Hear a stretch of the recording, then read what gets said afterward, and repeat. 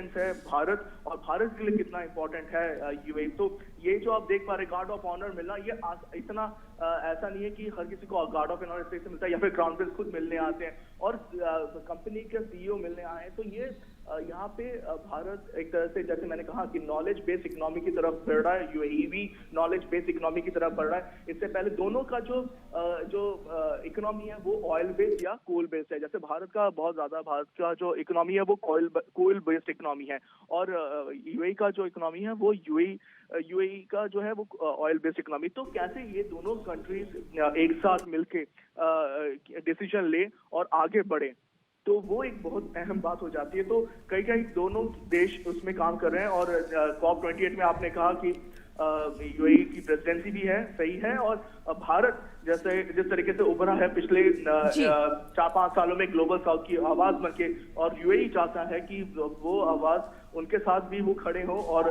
दोनों मिलके एक ग्लोबल साउथ की एक अगुवाई करें कि किस तरीके से ग्लोबल साउथ की जो आवाज है अब वो पूरे विश्व में गूंजे।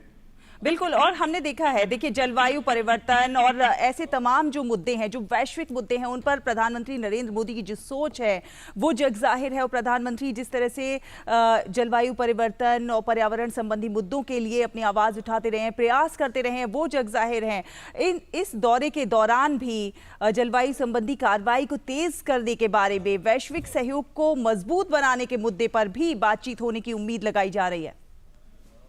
जी, आपने सही कहा कि जलवायु पे और एनवायरमेंटल कंसर्न जो है वो एक तरह से बहुत अहम है और एनवायरमेंटल कंसर्न को लेके आज विश्व के सारे ही देश सजग है। उसके साथ साथ यूएई और इंडिया तो खासतौर से इस पे लगे जाते हैं। मैंने कहा कि अब जैसे पहले यूएई में भी हमने देखा कि बहुत ज्यादा कार चलती है, लेकिन अब कोशिश की जा रही है कि ये जो कार्स हैं इनको ई व्हीकल में तब्दील किया जाए। उसके साथ साथ जैसे भारत में नेशनल हाइड्रोजन मिशन है, तो यहाँ पे भी यूएई में भी हमने देखा है कि इनका भी एक हाइड्रोजन एक सिस्टम है, एक मिशन है जिसके तहत ये क्लीन हाइड्रोजन फ्यूल पे जाने की तैयारी कर रहे हैं। तो दोनों ही देश अब एक साथ इस पे काम करेंगे और ये भी एक बहुत अहम मुद्दा रहेगा इस जो मीटिंग में। ये यहाँ पे जो प्रधानमंत्री नरेंद्र मोदी और प्रेसिडेंट यूएई के जो मिलेंगे, तो ये दोनों मिलके ये इन चीजों पे भी बातें करेंगे कि किस तरीके से जो टेक्नोलॉजी है दोनों एक साथ उसके साथ काम करें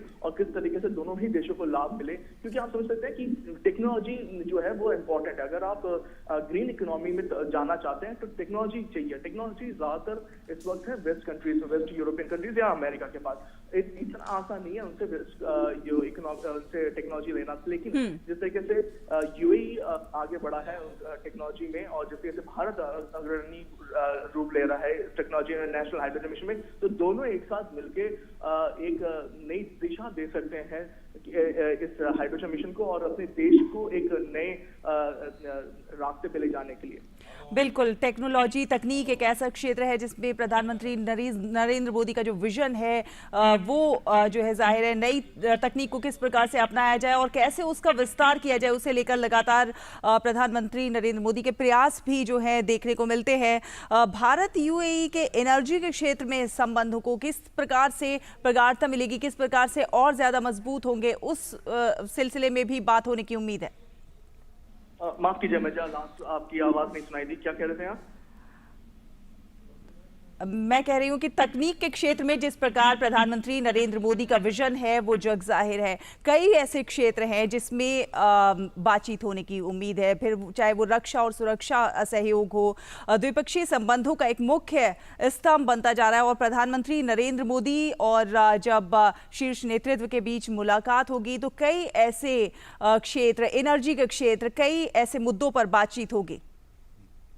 मैं सही कहा कि इन सब चीजों पे बातचीत की जाएगी। एग्रीकल्चर भी है, यानी कि खेती भी है, फिनटेक भी, जैसे मैंने कहा फाइनेंस भी है, स्पेस एक्सप्लोरेशन है, स्पेस साइंस है। ये सब चीजें अलग से डिस्कशन में रहेगी और ये इसलिए इम्पोर्टेंट है, जैसे मैंने पहले भी कहा कि भारत एक तरह से एक ट्रस्टेड फ्रेंड के हिसाब उभर के आया है यहाँ पे।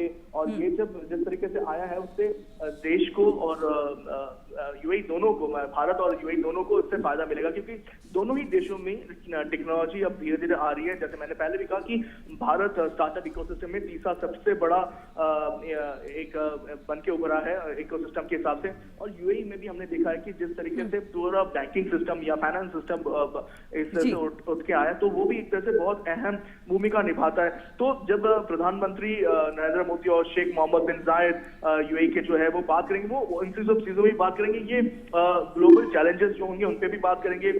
जैसे शर्म एल शेख में या पिछले साल जो कॉप हुआ था शर्म एल शेख में, तो उसमें भी एक लॉस एंड डैमेज फंड करने की बात की थी। लॉस एंड डैमेज फंड यानी कि जिस तरीके से जो अभी एनवायरमेंटल कंसर्न हो रहा है, जो जिस तरीके से कुछ देशों में दिक्कतें बढ़ रही है, तो उसको लॉस एंड डैमेज फंड जिस तरीके से किया जाएगा, वो एक बहुत बड़ा एक अहम मुद्दा रहा है।